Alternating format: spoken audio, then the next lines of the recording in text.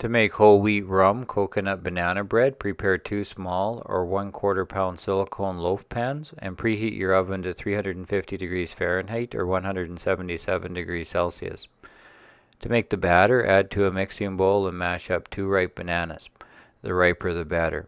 To total 200 grams and mix in 75 grams of dark brown sugar, 75 grams coconut milk, and an ounce or 30 milliliters of a good quality rum. I like to use this Mount Gay Barbados rum a lot, or Appleton's 12-year Jamaican rum. Then whisk in 2 whole eggs and fold in 120 grams of whole wheat einkorn flour, a pinch of salt, and 3 grams of baking powder just to combine.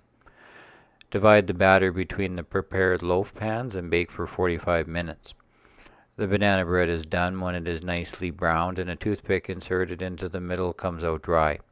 Best served warm but tightly wrapped, the whole wheat rum coconut banana bread will be at its best for 2 to 3 days.